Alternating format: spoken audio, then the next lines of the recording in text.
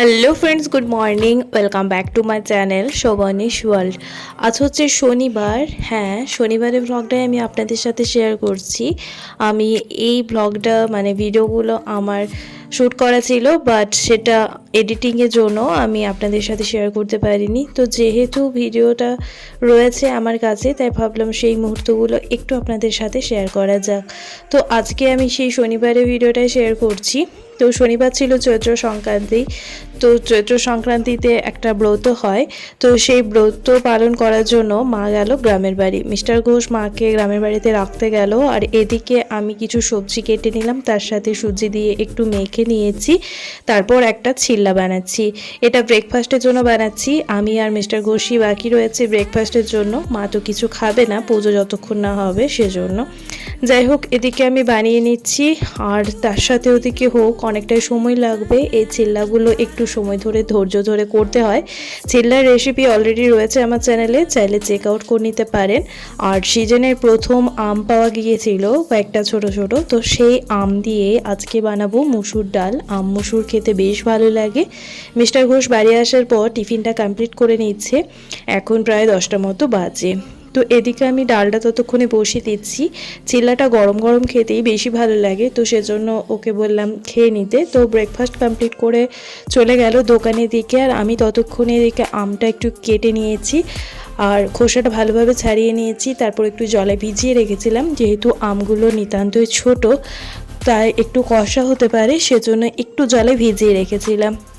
এরপর মুসুর ডাল আর আম, আর তার সাথে পরিমাণ মতো হলুদ, লবণ আর পরিমাণ মতো জল দিয়ে আমি এটা সিদ্ধ হওয়ার জন্য বসিয়ে দেব।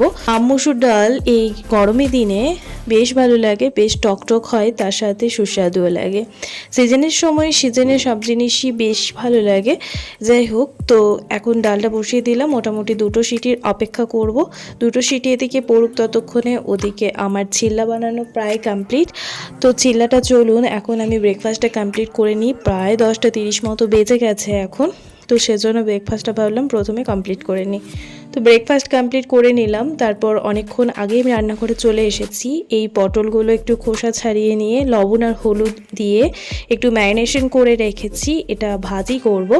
তার সাথে এদিকে আমি মাছগুলো ভেজে নিচ্ছি, কারণ অনেকটা সময় হয়ে গেছে, মাছগুলো নষ্ট হয়ে যেতে পারে। যদিও একটু লবণ হলুদ মাখিয়ে রেখেছি। তো এইগুলো হচ্ছে ছোট ছোট পুঁটি মাছ আমাদের এদিকে বলে। আপনাদের ওই দিকে আপনাদের নিজেদের জায়গায় মাছগুলো কী নামে চেনেন অবশ্যই জানাবেন। যাই হোক, এই মাছগুলো আজকে একটু সর্ষে দিয়ে মাখা মাখা করে বানাবো। ভালোই লাগে বেশ গরম ভাতের সাথে খেতে। তো সেজন্য মাছগুলো প্রথমে একটু কড়াভাবে ভেজে নিচ্ছি, তারপর সর্ষে দিয়ে বানাবো। তার জন্য পেঁয়াজ কেটে রেখেছি, আর এদিকে ভাত বসিয়ে দিচ্ছি। তার সাথে এদিকে মুসুর ডালও হয়ে গেছে, মোটামুটি একটু ছোকা করে নিলে হবে, আর পটলগুলো ভেজে নিলে রান্না কমপ্লিট। তো এই হচ্ছে আজকের মেনু। চলুন তাহলে সময় নষ্ট না করে রান্নাগুলো ঝটপট করে কমপ্লিট করে ফেলি।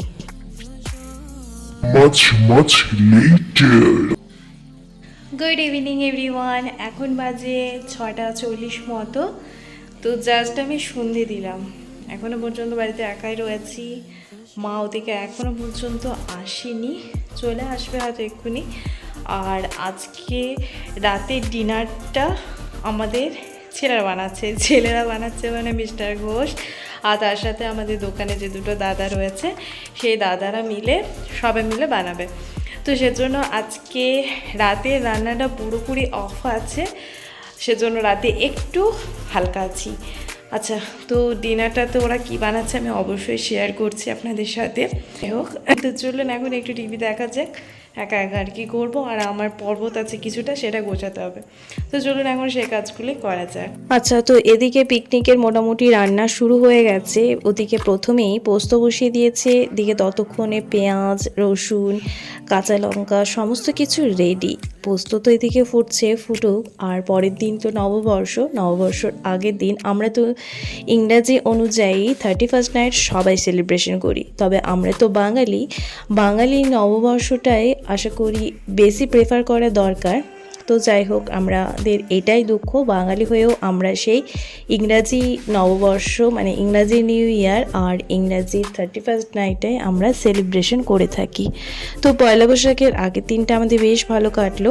তার সাথে এই যে মোবাইল ফ্লিপ কভারটা দেখছেন, এটা মিস্টার ঘোষ আমাকে গিফট করলো, কারণ আমার ব্যাক কভার যে রয়েছে মোবাইলের জন্য, তো মোবাইলটা বারবার করে হাত থেকে কয়েকদিন ধরে পড়ে যাওয়ার ফলে গ্লাসটা বারবার করে ফেটে যাচ্ছে, সেজন্য মোবাইলটা ক্ষতিও হচ্ছে। তাই ভাবলাম ফ্লিপ কভারটা থাকলে হয়তো একটু গার্ড হবে। তো সবাই বললো ফ্লিপ কভারটা ব্যবহার করার জন্য, তো সেটাই আমি ব্যবহার করব।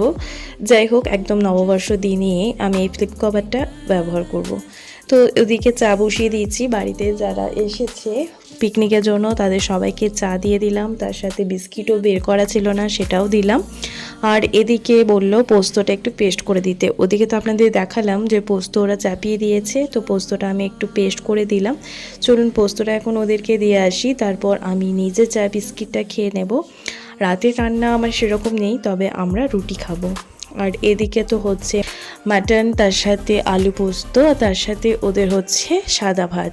তো আমি যেহেতু দুবেলা ভাত খাই না, মানে রাত্রিবেলা ভাত খেতে আমার একটুও ভালো লাগে না, তার থেকেও বড় কথা ভাতটা আমি এমনিতেই পছন্দ করি না, সেজন্য আমরা আজকে রুটি খাবো। মানে আমরা বলতে আমি আর মা দুজনে মিলে রুটি খাবো। তো রুটিটা আমাদের বানাতে হবে, ওরা বাকি মাটন আর তার সাথে পোস্ত বানিয়ে নিচ্ছে। আর মা তো খাবে না, মা দুধ রুটি খেয়ে নেবে। যাই হোক, তো মাটন রান্না প্রসেসটা পুরোটা শেয়ার করা হলো না। তো যাই হোক, পরে যদি কোনো দিন সম্ভব হয় অবশ্যই আমি আপনাদের সাথে শেয়ার করব। তো মিস্টার ঘোষ এখন লেগে পড়েছে পিকনিকের কাজ করার জন্য। তো মাটনটাও ধুয়ে রেডি করে নিয়েছে। এদিকে একটা দাদা, তার সাথে একটা কাকু, সবাই মিলে রান্নার জন্য তোড়জোড় শুরু করে দিয়েছে। যাই হোক, ওরা এদিকে রান্না করছে, করুক, ততক্ষণে আমরা একটু রেস্ট করি। আর আমার যে কাপড় জামা যথেষ্ট পরিমাণে বাইরে বের করা ছিল, গত কয়েকটা দিন ধরে আমরা যে এদিক সেদিক ঘুরে বেরিয়েছি তার জন্য, তো সেগুলো আজকে একটু গুছিয়ে রেখে দেব। তো যাই হোক, ফিরে এলাম অনেকটা সময় পরে। এদিকে মাটন রান্না প্রায় ওদের হব অবস্থায়, মানে কষানো কমপ্লিট হয়ে গেছে, জাস্ট রান্নাটা হয়ে গেলেই হয়ে যাবে। তো এদিকে আমি ততক্ষণে একটু টিভি দেখছি, দাদাগিরি দেখছিলাম যেহেতু স্যাটারডে ছিল। আর ততক্ষণে এদিকে মা একটু রুটিগুলো বেলে নিচ্ছে, রুটি বানাবো প্রথমেই বললাম। তো চলুন এখন রুটিটা বানিয়ে নিই। তো রুটি বানানো আমাদের কমপ্লিট, ওদেরও রান্না কমপ্লিট হয়ে গেছে। এই যে হচ্ছে মাটনের গ্রেভি দেখে বোঝা যাচ্ছে যে মাটনটা কতটা সুস্বাদু হয়েছে, মানে কালার দেখে আর কি। তো চলুন এখন রুটি আর মাটন তার সাথে পোস্ত, আজকে রাত্রের ডিনারটা জাস্ট জমজমাট।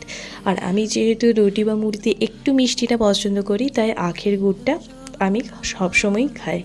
যাই হোক, চলুন ব্লগটি তাহলে আজকের মতো এইটুকুই। দেখা হচ্ছে খুব তাড়াতাড়ি নতুন একটি ভিডিওর সাথে। সবাই ভালো থাকুন, সুস্থ থাকুন, ধন্যবাদ।